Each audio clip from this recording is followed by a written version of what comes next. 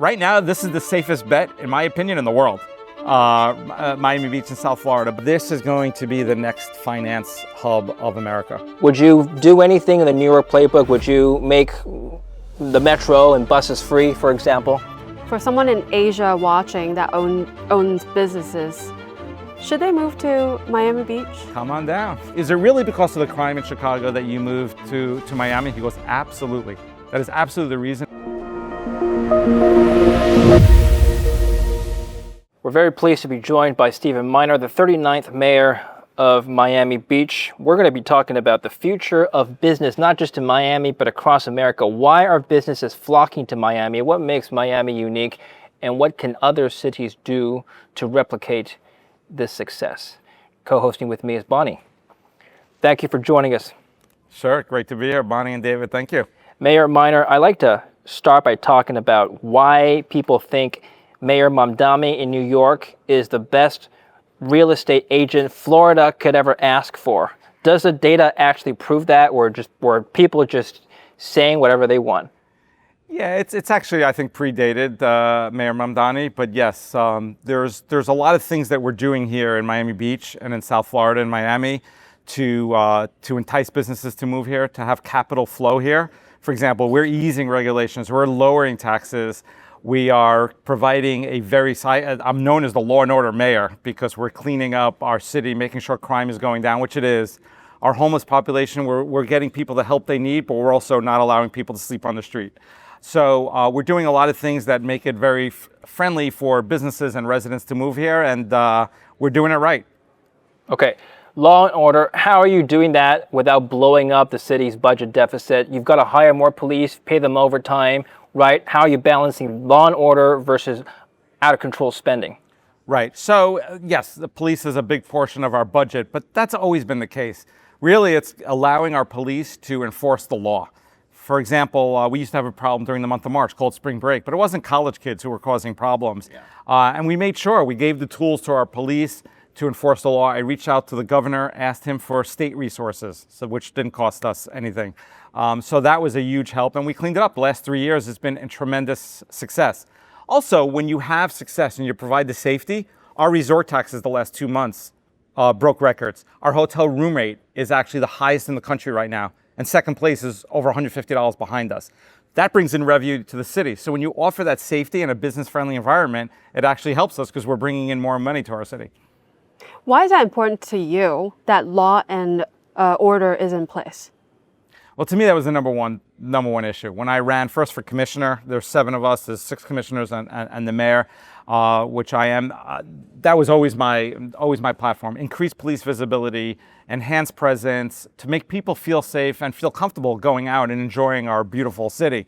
And also making sure cases were being prosecuted. We had a situation before that repeat offenders were not being prosecuted. It was basically a turnstile. So I made sure that, in fairness, but people who are repeating multiple crimes need to be held accountable. So we're doing that, and it's having an impact. It's having a real impact on our streets. Our residents tell me that all the time. Our visitors tell me that all the time. And of course, it's also good for business. It's good for business, and you're seeing that happen in real time, where capital is flowing into Miami Beach and South Florida in a big way. Ken Griffin from Citadel is doubling down on his Chicago to Miami move, especially following his feud with Mayor Mamdani of New York. Have you had conversations with Mr. Griffin on this issue? So I spoke to him recently. I don't usually repeat conversations that I have with people, but he's said this publicly many times. Yeah. So I asked him straight out. It was actually less than 2 weeks ago when I was talking with him. And I asked him straight out, is it really because of the crime in Chicago that you moved to Miami? He goes, absolutely. That is absolutely the reason. And here in Miami and Miami Beach, we have a level of safety. And the other thing we talked about, and I'm very big at this, we can't take it for granted. Things can change. I used to live in New York. I used to live in Manhattan. Things were very safe when I lived there, and it's changed a lot. It's not because of the tax rate. Well, I didn't move because of the tax rate, but certainly you're seeing that. You're seeing the wealth tax in California is having an impact, and you're seeing a lot of high net worth individuals moving here from California because of that. So we are the beneficiaries of all that. You see that. You see Mark Zuckerberg moving down here. You see Jeff Bezos is here. They're all moving here, if not full time. having a significant presence. Now Ken Griffin from Citadel is saying that he's going to even move more of his base down to Miami, where it could not be better for us right now. Everything is coming aligned. Just one follow-up, and I'll pass to Bonnie. What is your approach to solving the so-called income wealth gap? Different mayors in different jurisdictions have different worldviews on this, shall we say. I look around Miami, there's super rich people, the ultra wealthy come here for a reason, but there's also those who are less fortunate that you see in the city as well, right? How do you close that gap? Is that without hurting businesses, without scaring away businesses? Yeah, it's actually the issue of our time as a country. Yeah. I was actually recently talking with some senators, including Senator Scott, and it's a hot button issue, and it's an important issue, and it's an issue that we need to solve to some extent because the disparity is becoming pretty extreme. That being said, to me, I don't look at it as we need to punish or tax more of the wealthy. That's not the answer to the issues. Creating more jobs is actually a good thing, and that's when you have a Ken Griffin or other businesses that are migrating here. That's going to create more jobs and help everyone, including people of coming out of college and getting their first jobs. So that's what I am looking to do and create that environment that they can do that, and it's happening. It's like this, I'm open for business type of attitude, but what type of businesses do you prefer? So we're seeing a little bit of everything. We're definitely seeing tech. Here we're at a consensus at a crypto conference, so we're seeing that. We're seeing finance, certainly a lot of hedge funds moving down here and private equity firms. We're trying to actually, and we're seeing some Class A office space opening up. There's actually a proposal for new development that would add a lot of high quality Class A office space. We'll see if it has to go through the process for approvals. So we're trying to accommodate that level, and hopefully that continues. The other thing is we try, for example, I've worked several years. We recently launched a free water taxi. It leaves from Miami Beach to Miami. So again, and I actually stopped by on the Miami side today, and it's packed. These taxis are packed. And that's something that we're trying to offer people, that they can be able to move quickly between their jobs, their homes.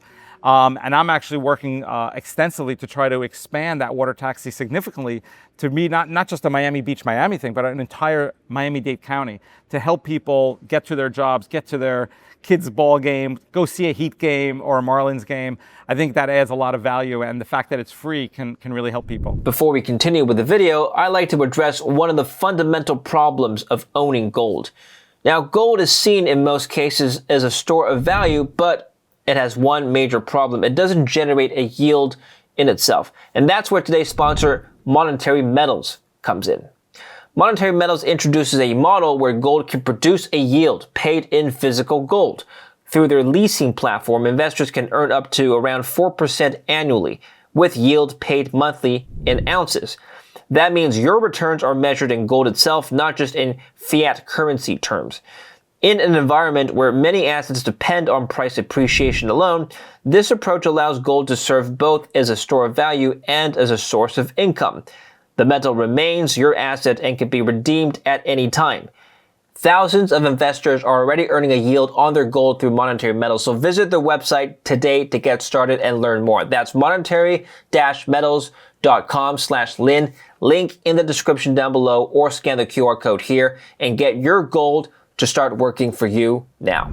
I'd love to see a drone taxi service too one day. Maybe one day. Maybe one day. Going back to the budget issue, the Miami-Dade County is recording a budget deficit of about $400 million, right? Is higher taxes the answer? No. What is then? So I'll give you an example, though. Yeah. We actually lowered our millage rate. Millage rate is the property tax. Yeah. In Miami Beach, we only control about 30% of the tax because there's the county and the school board. But the 30% portion that we control, we actually lowered that millage rate, the property tax rate, first time in 10 years. We refunded money to our homesteaded property owners. First time in 20 years we did that. So we're actually giving money back, and that's with all the police resources and the high quality. I mean, you're in Miami Beach right now, you see the cleanliness, so we're offering those services, but we also tightened our belt. We said whatever is not necessary for our residents and businesses, we're gonna tighten our belt, and everything else we're gonna not only keep steady, we're gonna enhance, and we're doing that, and while returning money. Raising taxes to me is never the answer. Mayor, what is your background? Is it business? Why are you so familiar with all these numbers? So I am an attorney. I have a business background because I worked for a couple of big firms in New York representing businesses, Fortune 500 companies. I was an SEC enforcement attorney for 17 years, and the last 2 years working for Farkas Group, which is a family office that is focused on renewable energy, solar, and electric charging vehicles. I'm involved actually with a fund relating to Israeli agriculture. So it's my whole career, even as an attorney, though, has been focused on business. So I feel very comfortable in that space, and I've been glad I've been able to utilize those experiences as mayor of Miami Beach. Why did you move from New York? I love the weather. I love the weather. I have to say it. When I was a kid, my parents, we would come here twice a year to come visit Miami Beach, partly because its magnificence is beautiful. You have the beaches, but also I'm Jewish. I keep kosher, so there's kosher restaurants. There's synagogues here. So it was and then when I got married, we did the same thing. We would visit here a couple of times a year, and every time I left, I had a sense of dread. And I have nothing bad to say about New York. I loved growing up there. I lived in Manhattan, but to me, Miami Beach was always that very special paradise. And it's great to see the metamorphosis that Miami Beach was sort of this touristy, great place to live, touristy town, and now it's becoming a global capital. On so many in tech and finance, and also health and wellness. We are now known as one of the elite, and we just had several high-level events and competitions during that month of March. The same places that we had this chaos and people jumping on police cars and shooting several years ago, we now had high-level competitions and asset management conferences. So to see the change is spectacular. When I was graduating university, I studied finance in Canada. The recruiters were coming all over from Toronto and New York, Bay Street and Wall Street. Now, if you had to go speak to college students today and convince them to move to Miami Beach, for finance in particular, what would your pitch be? Instead of going to New York, instead of going to Chicago or Toronto or any other finance, or Singapore, Hong Kong. Yeah, why should they move to Miami? The pitch would be we're at the stage, and it's only going to keep increasing, that this is going to be the next finance hub of America. And that's a heavy statement. Wall Street is always going to be Wall Street, and but you're seeing the migration of every major asset manager moving here. And what's also key to me is all the major players, the CEOs or the founders of their companies, are all planting roots here. So it's going to be a natural migration that they're going to open offices here if they haven't already. And then you're seeing the high level quality of life. Taxes are much lower. And so what we're seeing is in certain places like New York and California and others where they're raising taxes, at least in Miami Beach, and I think for most of South Florida and Florida in general, we are actually focused on lowering taxes. Should we have more politicians that are good with numbers, businesses, law? Should we have that? I think it's important. I can't be in someone's mind another elected official, and I always refer to myself as an elected official as opposed to a politician. You can, to me, there's a distinction, and so I always call myself that. But I think there's a certain cachet, maybe to be a populist and talk about just tax the rich. But in my studies and in my business experience, but also in studying business and history, that doesn't work. It doesn't work. It doesn't help job creation. You're just going to have and people vote with their feet, and you just because you tax them in one place, they're going to just move. You're seeing that happen, and we're the beneficiaries for it right now. We're also trying to ease regulations. For example, I called a special commission meeting. That's when we sit us together as a body and vote. I called a special commission meeting to streamline our permitting process. Because we've got businesses who want to move here. We want to make sure it's easy for them to move here. So we're trying to incorporate AI and get these things. Right now, it could take weeks, if not months, depending on the complexity. Want to do it within a matter of hours instead of days and weeks. Well, businesses, hedge funds, corporate entities, tech companies, they want to move here to Miami. But what about the average employee and salaryman? Why should they move to Miami? What business incentives and job incentives are you providing to the average day worker?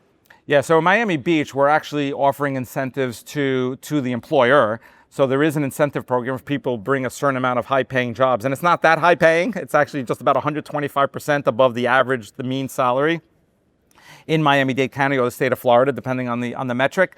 And you really only have to bring like 10 jobs. So we're offering the incentives to the employer. As far as housing, there's still pockets. It's becoming very expensive, certainly, and certainly the sort of the ultra wealthy homes have literally doubled and tripled. But there's still pockets of affordable housing. We've actually tried to put in affordable housing and workforce housing stock available. We opened up recently one in Collins Park. So we're trying to offer more incentives for that. The state actually did that with Live Local, offering developers extra height and density if they build if they put in 40% workforce housing.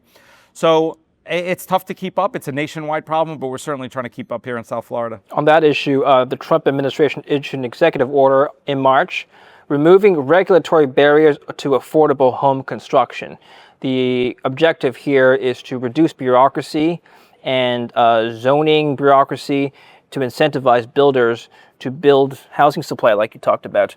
How can that be applied to the state and city level in Miami's case? Yeah, to me, anything that removes bureaucracy, obviously keeping safety, and I'm sure and the executive order obviously contemplates that, but anything that can remove the bureaucracy, I'm all for. I'm a big believer that government has a strong role, but that strong role is really providing the incentives and the platform for private businesses to flourish. Well, can you give us some examples? Surely developers are probably approaching you in your office and say, hey, Citadel's moving, XYZ tech company's moving. We need houses now. We need apartment buildings. We need complexes. Can we get zoning to expedite? Have you had these conversations? What do they sound like? We do, and really there's two sets. So there's within our zoning laws, but generally those, I gotta tell you, Miami Beach is obviously is very valuable land. We're a 7-mile island. We're kind of mostly built up. So you really have a situation where when they're redeveloping, it's not gonna be the affordable housing. What we're seeing though is under the Live Local Act from the state, you are seeing some developers coming in trying to take advantage of that. That is actually not something that comes to a commission vote. Those are done administratively, and that's by state law. So you're going to see some product come up online that's going to be affordable housing, and I think that's going to benefit a lot of people. What is the number one challenge you have right now attracting capital? I think it's keeping up with the educational system.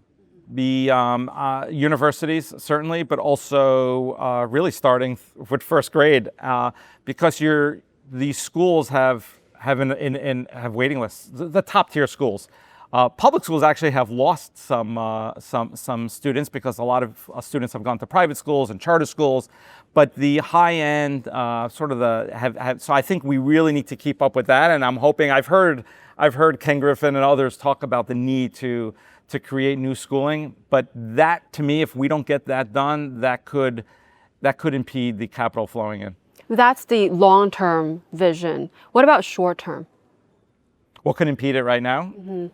Right now, I think we are in a sweet spot in Miami Beach and in South Florida. I actually I only see growing momentum. Yeah, absolutely. It's taking off. It's exponential at this point. Obviously, everything's an unknown. I've been meeting, interestingly, not just nationally, I've had capital and also residents from foreign countries who've met with me and saying they're looking to move their base of operations here. And sometimes they ask me, like, the same question you just asked me, is there anything, are we safe here? Is this the place? And I'm like, right now, this is the safest bet, in my opinion, in the world. Miami Beach and South Florida, but nothing's forever. I mean, you're seeing other parts of our country, other parts of the world that, unfortunately, when political leaders make decisions, could have severe consequences for the negative or the positive. Right now in South Florida, we're big time positive. Now we're talking about the benefits of businesses coming to a city, but there's a lot of people out there, not just in Miami, but in New York and other places who would probably have this conversation, and that is the following. We don't want these big businesses to come. We don't want the super wealthy to come because they're just going to drive up living costs on a very small piece of property and land like Miami Beach. It's already built up. Our living costs are going to go up. Why should we care? Why should you welcome the businesses and hurt the little guys? How would you respond to that? I did hear that actually. Shortly after I got reelected as mayor this past November, I put out a social media post, and they ended up having a billboard on Times Square from me saying we are open for business in Miami Beach. And there were people who had that reaction, like, why are you trying to bring these businesses down here? We're busy enough. We have enough traffic down here. To me, the businesses creates jobs, so that is an incentive. And I'm always I look at everything from a lens of safety and law and order. And right now things are really good, but things can change too. To me, when you have good businesses, you have good jobs, that helps everyone, and it creates a safety net. And that's one of the reasons I think why you're seeing Miami Beach becoming one of the safest cities in America. Okay, so let's say things get more expensive. I'm not saying they will, but let's say they do. Groceries go up, rent go up, etc. Would you do anything in the New York playbook? Would you make the metro and buses free, for example? Are you going to go that route? Well, for example, the water taxi, that was my initiative. I've worked on it for 5 years before it launched, and I had a lot of pushback. It's free. And I continue to have pushback because I'm looking to expand this, and I keep hearing, well, you're going to have to charge this, you're going to have to charge that. And I've been resisting that. I think it needs to be free for people to want to utilize it. So our residents are utilizing it, our tourists are utilizing it. I mean, maybe if you charge $1, it wouldn't make a difference, but if you start charging $5, $10, people are not going to use it. So yes, there are certain things. Free grocery stores? No, I don't think you're going to see that you're not going to see that under my leadership in Miami Beach. No, you're definitely not going to see that. But I think free transportation, especially because in comparison to other means of transportation, it's really cheap. And I think it's something that we can utilize and help people. What else would you want to work on? Like, what is the next big plan you have in mind? So infrastructure, it doesn't sound exciting, but we're a 110-year-old city, and some of our pipes are 70, 80 years old. So we're working on that. We've actually completed several world-class parks recently, so which our residents and tourists can enjoy. But transportation is a biggie because we've become so popular, and it's not just Miami Beach, it's really all over South Florida. Traffic is pretty severe. So the transportation mobility is certainly high on the list. But I am very focused on the business and the capital flow here, because I do believe the job creation and the job growth is essential for Miami Beach. And like you said, our moment is now. It's happening, and we need to capitalize on it. Let me present to you a problem a little bit farther from Miami. I just want to see how you approach it. I'm from Vancouver. One of the biggest issues in Vancouver, BC, is the drug use problem. No doubt you've heard about it, opioids in particular. You've got a population addicted to opioids, fentanyl. How do you approach that problem? Walk us through A to Z. Well, one, and obviously... I'm not saying it's happening in Miami, but let's say you're a mayor of a city that has this problem. Sure. I've actually read up on this a bit. One is to try, you're never going to eradicate it completely, but to try to stop the flow of illegal drugs into our country. And certainly, I would never condone drug use to begin with. It is illegal. But unfortunately, what happens is some of these drugs are laced and create a compounding effect, and they're just lethal. So certainly, if somebody's going to use drugs, you just don't want them to have an overdose from it. I think partly it's also enforcing our laws. For example, when I became mayor, I wouldn't say we had a major drug, but we had pockets in our city where there were drug dealers. I'd hear it from our residents. And that was something that I worked closely with our police department to make sure that we were able to arrest those drug dealers, move them off our street, and make sure they're prosecuted, because often that was happening too. They weren't prosecuted. So we're making sure all that's done. I also brought an initiative that we're going to be rolling out fairly soon to have canine dogs, because they can sniff out the drugs. It's very hard. You have to have undercover officers try to buy, but the canines can actually just smell the drugs. So it's very important to move the drug dealers. If you don't give them an avenue to make their income and their livelihood, then you're going to get them off the streets. One more question. What is your view on safe injection sites? If the government supplies some drug, doesn't matter what it is, then you eradicate the need for illegal dealing. So just make sure I'm clear. So like a heroin injection for someone? I am not in favor of that. I am not in favor of that. Are you? I am not, personal opinion, but that is happening in Canada. Yeah, I am not in favor of that. Unfortunately, there's always going to be some level of illegal drug use. People are going to have the need. We're all human beings. That being said, I look at it as it's not a healthy recreation. It is not good for someone, and we shouldn't, as a government, be promoting it and utilizing. I think the better source is to try to help people who have that addiction and try to wean them off of it. And certainly, if somebody's selling it, then they're committing an illegal act, and they should be prosecuted for selling it. The user is, I think, a little different. I think there you're trying to get them the help they need so they don't continue to become addicted to something that is harmful to their health. For someone in Asia watching that owns businesses, should they move to Miami Beach? Come on down. Should they? Obviously, I'm mayor of Miami Beach, so you could say that I'm biased. But I'll tell you, when I have people coming here, I was in Israel recently for a mayor's conference. It was actually mostly non-Jewish mayors from 13 different countries around the world. And I'll tell you, there's something special about Miami Beach. Every time we'd meet either residents there or diplomats or elected officials, people would go around the room, and when I would introduce myself, Miami Beach, the whole room would smile. There's a recognition that something special is happening here. It's a very safe city.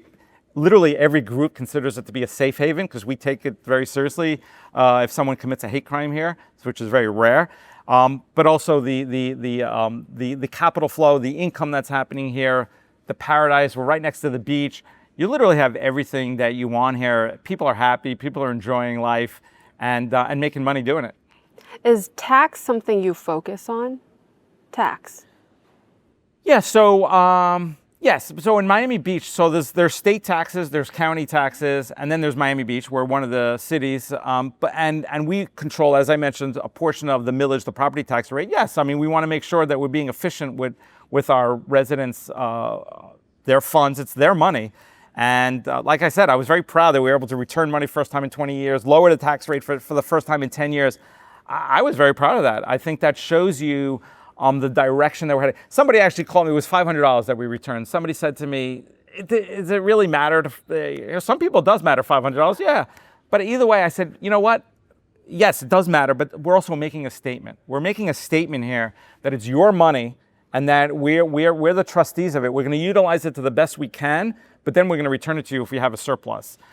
Because we are looking to lower regulations, make it easier for people to live their life, to open a business, and also to enjoy the wealth that they're creating. We don't create wealth in government. It's entrepreneurs, it's people, it's small businesses, and we have incentives programs for small businesses. It's very important to us. We're not just looking for the big player. Right. We're looking for the mom and pop store as well, and actually we're seeing that thrive in Miami Beach. You mentioned education earlier. Let me just give you a few statistics. This is from 2025. American schools got a big fat F on the report card this week. Reading proficiency for 8th graders hit the lowest level in the 32 years that the federal government has been tracking it. U.S. high school seniors are performing at their worst levels in decades. 45% score below basic in math, 22% are proficient in math, and only 35% are proficient in reading. I know this is a nationwide statistic. Bring it to the city level. What can Miami do to make education good for the public sector? Yeah, fortunately our schools here, we have a lot of private schools, public schools. We're actually doing pretty well, better than the national average. Yeah. But we also, Miami Beach, even though the school board, which is a county entity, runs the public schools here, we actually spend several $1 million a year in after-school programs, in STEAM Plus. So we're offering programs in science and technology and engineering, because we feel it's so important. We also, it's an incentive for families to move to Miami Beach or stay in Miami Beach when they're looking at other options, because we are offering these after-school programs that are so important. Also, we are offering pre-K. We are the only city in the entire state of Florida that supplements. VPK is something the state of Florida offers. We actually offer a stipend as well for students, for pre-K students, which is so valuable. The studies all show that it is an integral age for higher education. And our schools are doing well. I think if you look at our schooling and what our students are doing after they leave high school and going on to college, we are definitely educating our kids, and it's something we have to continue doing, because that's the future of our country. How is AI changing the education system? That's a good question. I think it's changing everything. I see my kids utilizing it, although they are very careful. The schools, they tell the students that they check it. They have programs that check their work to make sure they're not utilizing AI. That being said, it's still a great resource for education. I mean, everyone uses it. I've started using it a lot more. I do check my work though to make sure that the AI is not being, because I want to create my own content and not have to rely. But AI is changing the world. That's only going to continue. Like I said, just on ourselves, I brought legislation last year that we should incorporate AI in every level of our government. Actually, I hope he doesn't mind me saying, I actually was meeting with Jack Hittery, he used to be with Google, and Eric Schmidt, and he's actually offered to spearhead and help out incorporating AI into our government, because that's what he does. That's his expertise, and it's something we can utilize. Like I said, with the permitting, I want it done in hours. My final question to you before I pass it back to Bonnie: if in the future, when you leave office, you'll look back at your time and people will ask you, what is your proudest accomplishment as mayor of Miami Beach? What would that answer be? That I created the environment for people to enjoy their quality of life and for businesses to grow here. And to me, the first step was the safety. I remember I spoke with the Chamber of Commerce shortly after I was elected, and I was already putting in all these different law and order initiatives.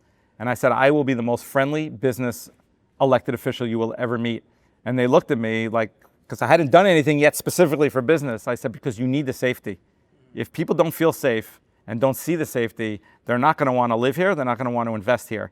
And I think that has created the environment that people are excited to be here. They're spending money. Our hotels, as I said, our hotel room rates through the roof. We're breaking records on resort taxes. Businesses and capital is flowing in here. And pretty much I think everyone's happy with that. Even though the houses come up, but think about it, people own homes, their house in the last 4 or 5 years has doubled or something like that. So pretty much everyone's excited about that. I love what you're doing, but what I like to do is understanding why people do what they do. What is that personal story that is so important to you that you keep on emphasizing safety? It's interesting. I grew up, I guess, when at a level where my parents we'd walk down the street and we'd see a police officer. They would say, "Can you please go over to the officer and say thank you?" I guess it was always a recognition to me, and I am a big student of history. That when you, unfortunately, governments that can turn on a people. I have ancestors who were murdered during the Holocaust, so I know that. You need a good government and a good police force to keep people safe, and that's what happened. I'm going to turn 55 next month. If you told me 10 years ago that I'd be the mayor of Miami Beach, I would have looked at you like, "What are you?" It was not on my radar. But literally, it started that I wanted in my little neighborhood in Miami Beach. I wanted to see more police and I wanted more lighting, so people would feel more comfortable. And I just tried to do it without running for office, and I couldn't get it done. And that led me down this path that I end up saying, you know what, I'm going to run for office. And that was the first thing I did. Make sure there was more police out, which you're seeing if you drive around Miami Beach and you walk around Miami Beach. And in many parts of our areas, I brought initiatives to have better lighting so people could feel safer at night, to be able to walk their dog, to walk their kids in a stroller, or to go to a business and enjoy a dinner. I love that. Don't complain. Just be the mayor. Like, run for...